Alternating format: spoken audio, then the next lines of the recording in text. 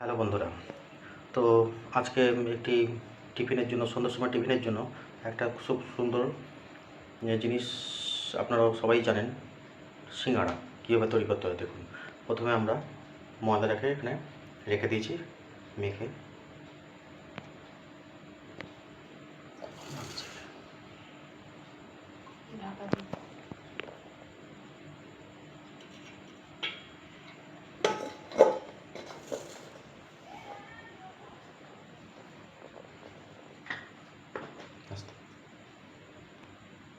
এরপরে একটা কড়াইয়ের মধ্যে আমরা তেল দিয়ে দিয়েছি।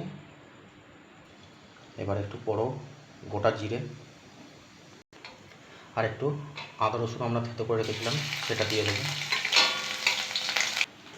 আমরা আগে থেকে ছোটো ছোটো করে একটু আলু কেটে নিয়েছিলাম আর একটুখানি ছোলা, দুটো একটু সেদ্ধ করে নিয়ে রেখেছি। তো এরপর আমরা ছোলা আর আলুগুলোকে দিয়ে দেবো, দিয়ে ভালো একটু নাড়িয়ে নেব। তো এরপর আমরা একটুখানি হলুদ, একটু জিরে, স্বাদ মতো তো ঝাল ঝাল হবে সেই জন্য একটু লঙ্কার গুঁড়ো, আর এটা স্বাদ মতো একটু নুন দিয়ে ভালো একটু নাড়াবো। দেখুন আমাদের আলুগুলো সুন্দরভাবে ঠিক হয়ে গেছে, মেল্ট হয়ে গেছে এর সাথে। তো এরপর আমরা আরেকটুখানি আলুটাকে টানিয়ে নেবো। আর আমরা ছোলা দিয়েছি, আপনারাও পারলে এর মধ্যে বাদাম দিতে পারেন। তো আমাদের সিঙ্গাড়ার যে আলু তরকারিটা দেওয়া হয় সেটা পুরো হয়ে গেছে। এবারে আমরা এটা তুলে ঠান্ডা করতে দেবো। তো আমরা ময়দাটা পুরোভাবে বেলে নিয়েছি। এরপর মাঝখান থেকে আমরা কেটে নেবো, হাফ হাফ করে পুরোটা সমানভাবে কেটে নেবো এটাকে।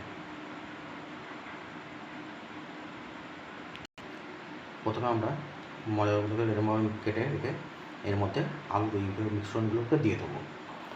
তো আমরা এক সাইডটা এরকম করে দিয়েছি আলু দিয়ে, তারপরে সেকেন্ড সাইডটাও আমরা এখান থেকে তুলে দেবো। তুলে দিয়ে এটাকে পুরোপুরি চারপাশ থেকে আটকে দেবো।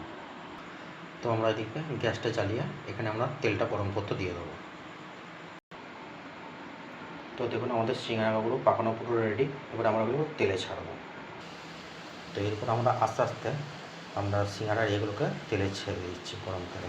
তো এটাকে মিডিয়াম তেলে রাখতে হবে যাতে না পুড়ে যায়। দেখুন আমাদের সিঙ্গাড়াগুলো পুরো রেডি। সন্ধ্যের সময় টিফিনের জন্য খুব সুন্দর। এর মধ্যে সস দিয়ে খান, খুব ভালো লাগবে। আর ভালো লাগলে একটা লাইক, একটা সাবস্ক্রাইব করে দেবেন।